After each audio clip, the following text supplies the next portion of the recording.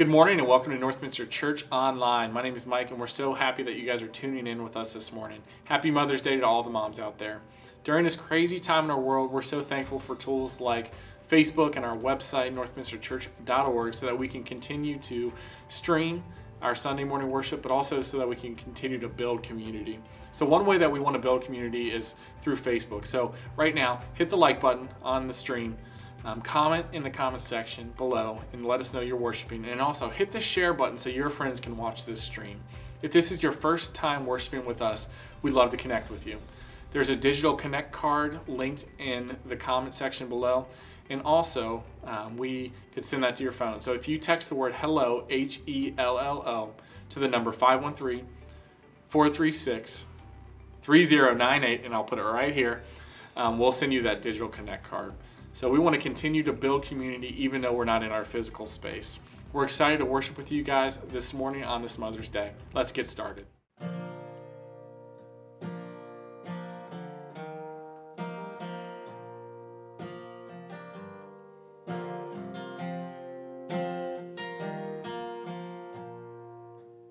Let the King of my heart be the mountain where I run, the fountain I drink from. Oh, he is my song.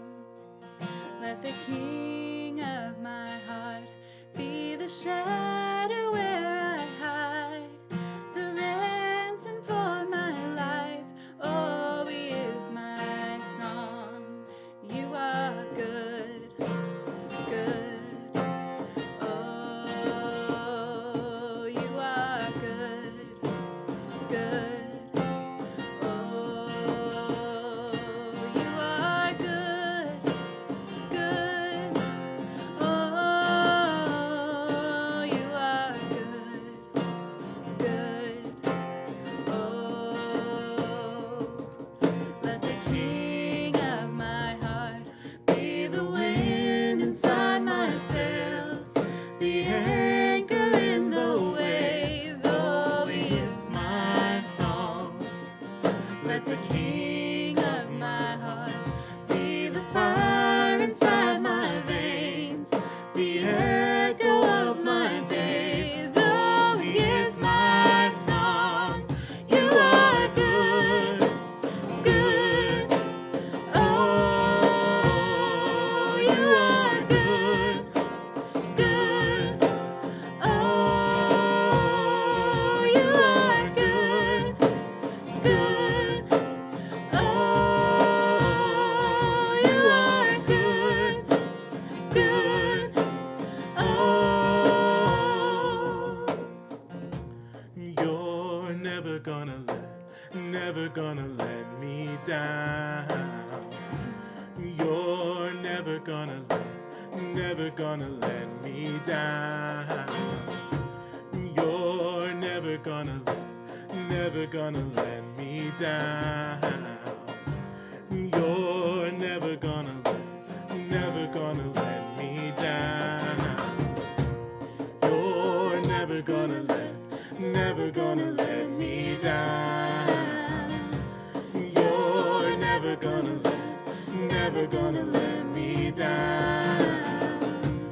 You're never gonna let me down.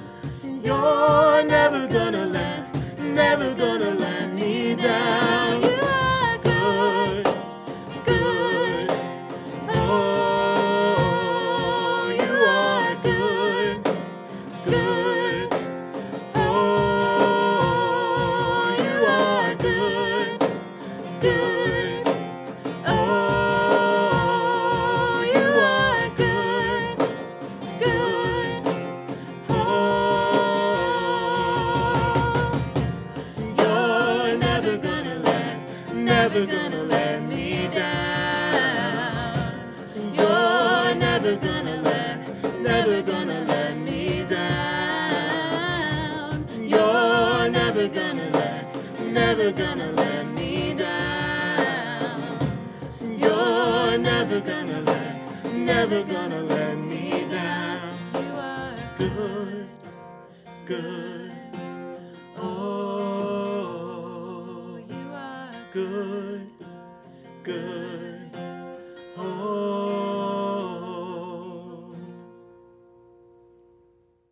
I'm no longer a slave to fear. I am a child of God. I'm no longer a slave to fear. I am a child of God.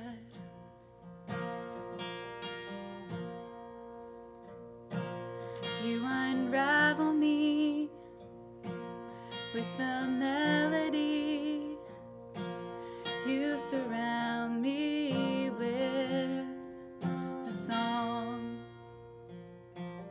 of deliverance from my enemies, till all my fears are gone. I'm no longer a slave to fear. I am a child of God. I'm no longer a slave to fear. I am a child of God.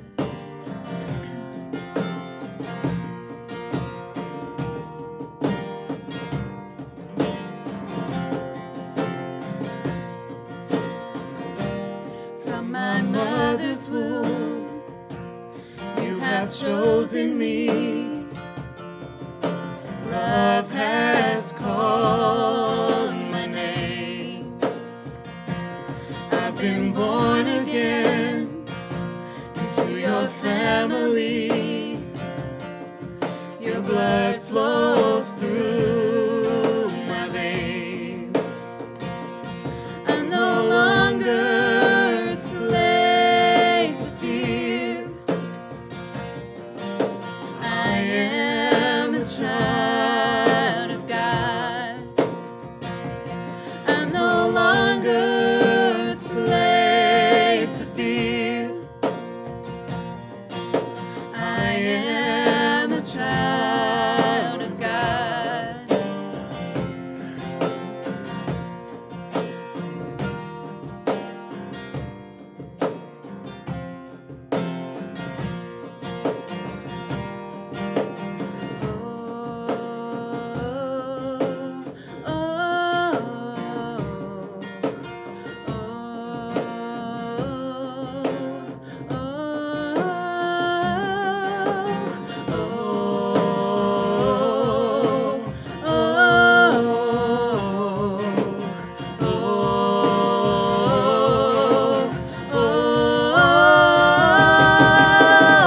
You split the sea so I could walk right through it. My tears were drowned in perfect love. You rescued me so I could stand and sing. I am a child of God. You split the sea so I could walk right through it. My fears were drowned in perfect love. You rescued me so I could stand and sing. I am a child of God. I am a child of God. I am a child of God. Hey, y'all. Welcome to Northminster. We're here to worship. I hope you enjoyed that music. We're trying to change things up all the time. Thanks to the music team for coming here to be filmed.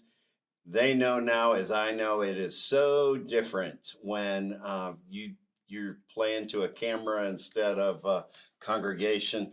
but I think they did a fabulous job. So anyway, it's Mother's Day, and so we all want to say a big thank you to our moms and to those who have acted like caring moms to our children, maybe in youth ministry or children's ministry or in the nursery. We are the people we are right now because of the people who poured into us, and that includes our moms. And just want to say thank you to my mom. But she is hearing from heaven. I trust that she's here. So we're on the fourth sermon of the Big Bad Wolf sermon series, and it doesn't sound particularly like a Mother's Day sermon, except that I find mothers to be almost universally fearless when their little ones are at risk. And so I think they understand the big bad wolf better than many of us. So far, what we've done is looked at tools to help that God gives us to help us to live well in a context of fear. And with coronavirus out there and us being shut up in our homes, fear is a loud voice in our society. Friedman, that fellow whose book has informed some of this sermon series, he says we live in a culture of fear, that America is profoundly fearful. And we'll talk a little bit more about that today, what that fear looks like, identifiers of that fear. But I'm also super interested in the tools we have to fight fear, or at least to elevate the voice of faith in the midst of fear. And so far, we've talked about anchoring into the truth. And I'm a dinosaur. I do believe truth exists today. And it's super important to anchor it into it. Otherwise, we are free falling in a dangerous world. The last sermon was on embracing the moment, embracing the situation. We could say, oh gosh, what a terrible time to be the church. I think just the opposite. This is a critical time for people who bring the light of the world into the world. What an important time to poke holes in the night. And I just say we embrace this time and live for Jesus in this time. And today I'm going to encourage us to keep our heads up, keep our eyes up, keep our focus beyond. And so you can decide for yourself whether you agree or don't. So just as always, you can watch on the Facebook feed. It's so much more fun. You can comment in the comment section. You can have fun with emojis. It's just great. And so I encourage you to do that as often as you can. So we're going to start real quickly with the text. And this is a classic faith meets fear text. It's Peter walking on the water. And there's a context, of course. Jesus has just fed the thousands. And he has encouraged the disciples to go out on their own in the boat. And he said he'd meet them in Capernaum. And all of a sudden, the disciples are fighting a heavy wind. The waves are picking up, according to Matthew. The wind is screaming. They're all looking at each other, figuring out who to blame. And all of a sudden, Jesus comes and says to his disciples, "Don't be afraid." And that's exactly where we pick up with that. Don't be afraid. And so we'll look at the text and Matthew 14, verses 28 through 31, just 4 verses. So Jesus has just said, "Don't be afraid." And Peter answers him, "Lord, if it is you, command me to come to you on the water." He said, "Come." So Peter got out of the boat and started walking on the water and came toward Jesus.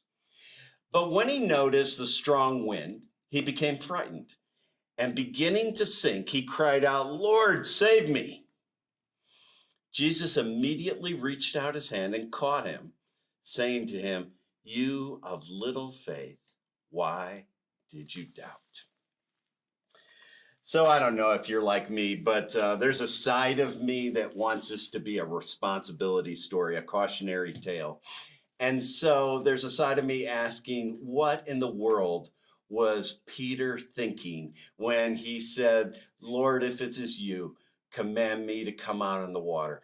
Did he want to test Jesus? Did he want to exercise his faith? Was he swept up in the moment and just got flat out foolish? Or did he want to impress his disciple friends and his Lord? We don't know. The story doesn't tell us. Bottom line is we got to think for ourselves. So, anyway, in spite of my desire for this to be a cautionary tale, we are told the issue in question is not responsibility, it's faith. So, that much we're pretty certain about.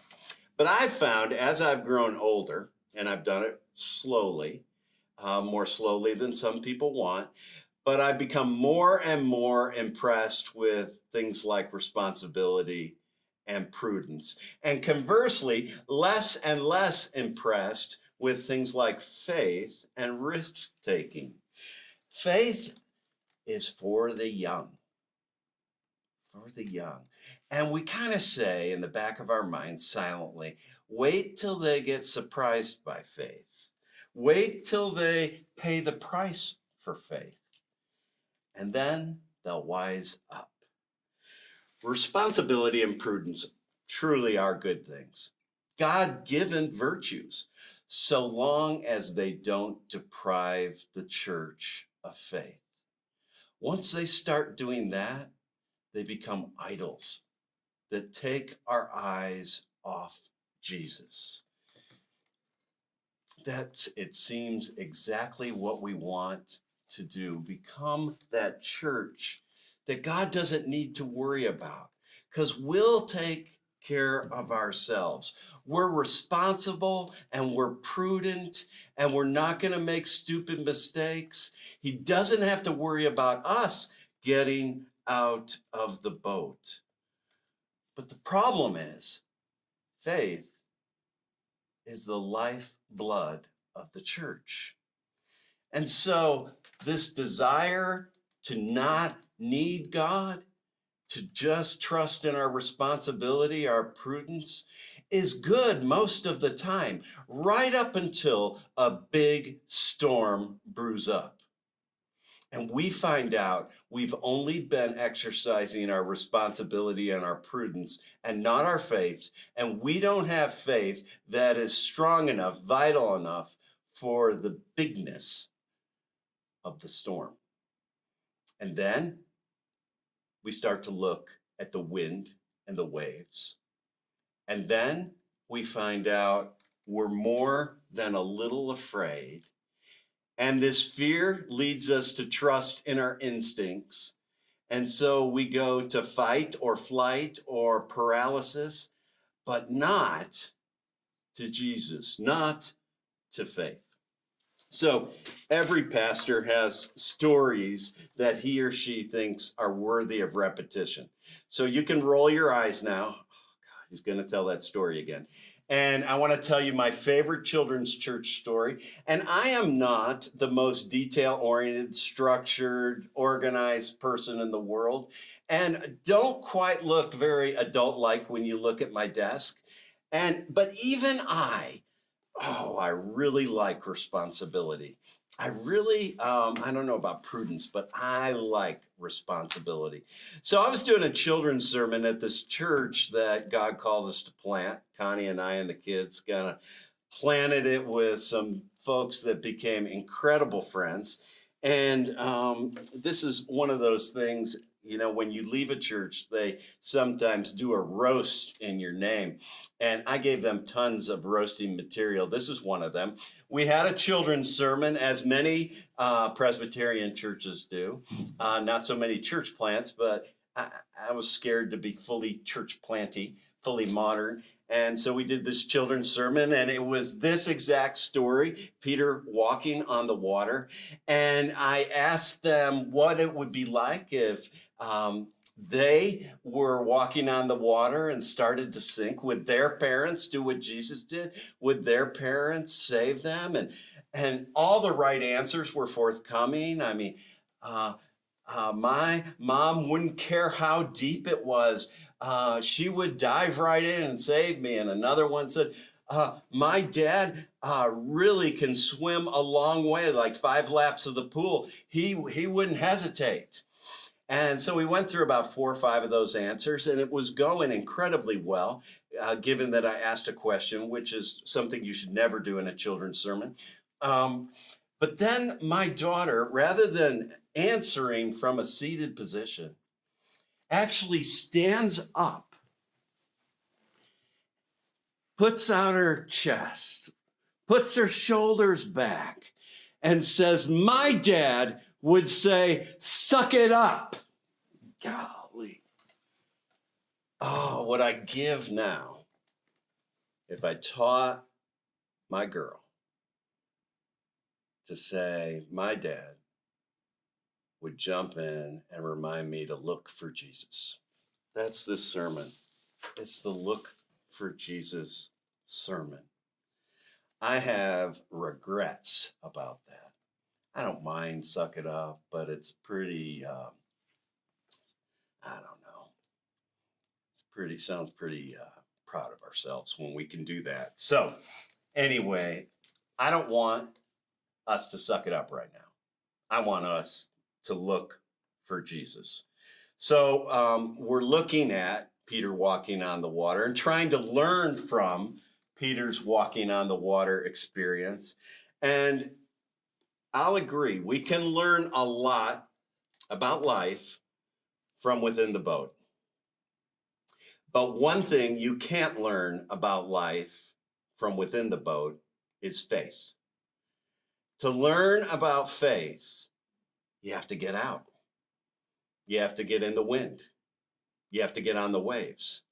You have to go where Jesus is calling you. So, if Jesus wanted to teach the church about prudence, what he would have told Peter is, calm down, stay in the boat. We're not doing anything crazy here. We're from the Midwest. If Jesus would have wanted to teach a church about responsibility, he would have told Peter, do the best you can, swim back to the boat. You'll make it if you just try. But if Jesus wanted to teach about faith, he would have done exactly what he did in this passage. This is a terrible story if the goal is responsibility or prudence, but it is an incredible story if Jesus' goal for us is faith. Faith that declares with Jesus, the unimaginable can be accomplished. With Jesus, water can turn to granite. The faith that affirms that with Jesus, we don't need perfect faith. Peter didn't have it. The faith that says with Jesus, we always have a Savior at hand, right beside us. When we cry out, save us, he does. That's faith that says he does. We don't know what Peter was thinking when he asked Jesus to command him out of the boat. Nor do we know why Jesus said, come on, Peter. Nor do we know if Jesus is saying to the church today, come on. But what we do know is the stories about faith and what can go wrong with faith, maybe even terribly wrong. But before we talk about wrong, I want to talk about, I tend to think that we bash on Peter here. This story begins incredible amounts of faith, incredible trust. Do you notice when he makes his request of Jesus, he doesn't ask for a guarantee. He doesn't ask for a promise. He doesn't say, promise me that if I get out of the boat, I won't sink. He just says, command me and I will come. There's a lot to like about that. And there's a lot to like that he's not all talk. He gets out of the boat. And there's a lot to like that he took a few steps because he had his eyes on Jesus. I mean, that's something to tell your grandkids. Back in my day, we walked on water. I mean, that beats any story. I am envious of that part of Peter's life. But we know the story takes a turn into fear, and fear has an effect on Peter just like it will on us. At some point, he became more aware of the wind and the waves than he was aware of his help, his Savior. I think that's something we're expert in today. We look down instead of up. We look down. Like, think about it. When you taught your kids or your nephews or your nieces how to ride a bike, you know, in the Kennedy house, training wheels weren't allowed. So that would have been an option, but not for me. One of the things my mom said, it was always my dad who held the seat for a while, but he always said, look up, not down. As soon as I looked down, I saw concrete and I met it. But he always said, look up. And inevitably, my mom was like 5 feet away to catch me. And that's what I looked up to. It makes a difference. But today, we're expert at looking down. We know everything there is to know about coronavirus, as I've said before. We even know there's a West Coast version and an East Coast version. It's like rap music in the 90s. West Coast rap versus East Coast rap. We know that the East Coast version of this virus is more deadly and that it came from Europe. And the West Coast version is less deadly and came from Asia. We know everything. We know the numbers. We know the percentages. We know what it looks like. But do we know our Savior? Have we looked up lately? So, what's a believer to do when he or she finds him or herself at the intersection of faith and fear? We already know about anchoring in. We already know about embracing the situation. What we're going to learn today is how powerful it is to keep our eyes up. So, but before we get to that, I want to, I think we have this tendency in America to think, well, we can never admit we're afraid or that fear exists or anything like that. It's almost as we view it as, damning to our leadership. And, but I want to say, I think it's all around us. So Friedman in his book, Failure of Nerve, talks about signs that we are living or swimming or breathing a culture of fear. And I think of them as like the warning lights on your dashboard. We should pay attention when we see these signs. And so the first sign is the institutions or the families or the churches that we look at suddenly have a decidedly defensive posture. And so if we take the walking on the water story, what it would look like is getting a safety course on how to always stay in the boat. And really, it's rather wise to keep the boat in the harbor if you want the boat for future voyages. And we should always empower a committee to ensure safe boating practices. And we should, frankly, if we got the money, hire others to go out in the boat and do the mission for us. Or maybe we could drill holes in the boat. This doesn't sound safe, but when we do that, the boat never gets out of the harbor, which is safe. Or we could consider all other boats a threat to my boat. And we could introduce some legislation to get rid of all boats but ours. See, when we create a decidedly defensive posture, what we are doing is sabotaging the mission. There's a great anonymous quote that says, the safest place in the world for a ship is in the harbor. But that's not why ships are made. So I want to give a shout out to my sister Libby. This is another repeatable story. When they moved to Iowa, Rick and Libby, Claire and MJ, I think this is about Claire and Libby, but it could be about Rick and MJ. I don't know.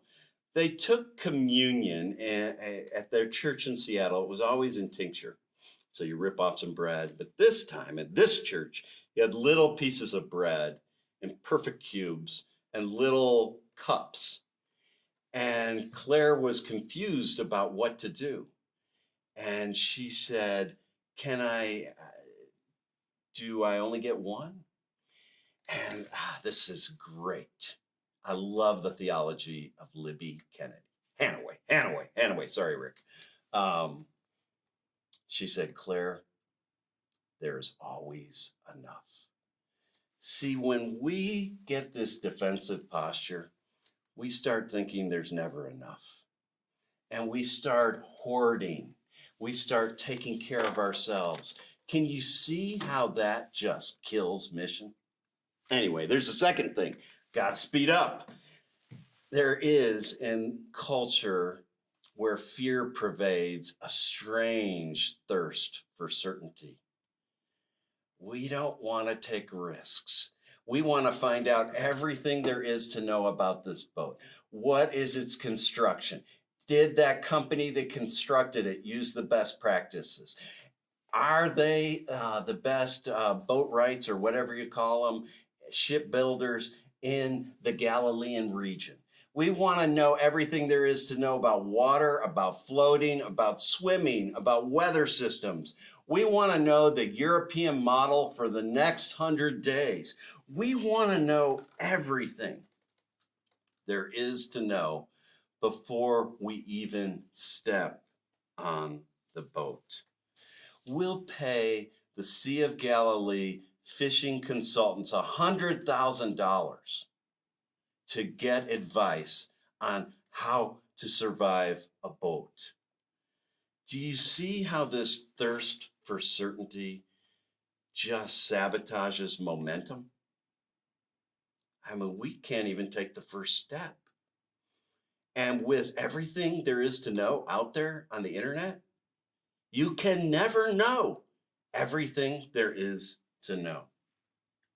So thirdly, in a culture of fear, you'll find out that tons of people have taken advanced studies in blame and shame. It's a game. Who do we blame? Who do we shame to make sure nobody gets out of the boat again? Just watch the news. It's all about blame and shame. It's everywhere. Third thing, you're not going to like this, but in a culture of fear, we elevate harmony over everything else.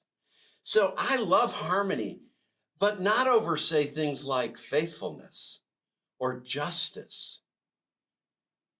I want harmony to be that third or fourth thing that I value, never the top thing. When we elevate harmony, we actually give a louder voice to the people way out on the edges, because they're the most disharmonious. And when we elevate harmony, we give a loud, a speaker, a microphone to those who are the most immature. We leverage toward weakness because they're the ones that threaten our harmony. And so if we just make them happy, we'll be harmonious. but we'll also be incredibly unhealthy as an organization. Harmony is good, it's not best. So look for these 4 things. We live in a culture of fear. It's all around us. But anyway, so here's my next question. So I hope I've convinced you we're there. We're at that intersection. All the warning lights are on. But now, what are we supposed to do? So, first obvious thing, get your eyes up. Get your eyes up. Look up. Look up as often as you look down. Know as much about your help as you know about the threats to you and your family. Look up. If Peter could have kept his eyes on Jesus, think of the stories he could tell. I'm envious. Okay, second thing. What's the second thing? Get out of the boat. We see Jesus far more clearly when we meet him. I mean, he all of a sudden gets big as a mountain and close as our noses. It is an incredible, it's like a multivitamin for faith. So what does it look like to get out of the boat? Do the foolish things he calls us to do. Tithe, that's getting out of the boat. Practice Sabbath, that's getting out of the boat. What happens if you're not controlling everything? Everything's going to fall apart, right? You get out of the boat when you practice Sabbath. Oh, there's hundreds of other things. You can forgive somebody. How crazy is that? As crazy as walking on water. So get out of the boat. Put yourself in faith-risk situations. I tell you, you will not be as afraid when the storm hits. Third thing, last thing, find the horizon. Always keep your eyes out, not just on Jesus, but also to where he calls you. You know, this world is not our home. I did a graveside service today, and the only hope is that one who passed away is home finally. And if we keep our eyes on the call, on the destination, we'll be far more likely to live in faith instead of fear. Hey, it's hard out there. I just encourage you to anchor in, embrace the situation, and keep your eyes up. Jesus is with us. The Midianites do not have the last word. Let's live in faith. Take care. I'll see you next Sunday. Thanks for worshiping with us this morning. If this was your first time tuning in, text the word hello to the number 513-436-3098 and we'll send you a digital connect card. If you'd like to continue to support the ministry and mission of Northminster Church, head over to northminsterchurch.org/give. And make sure you've liked Northminster Church on Facebook, you've downloaded the Northminster app, and you've bookmarked northminsterchurch.org so that you can stay up to date with everything Northminster. Have a great weekend and happy Mother's Day.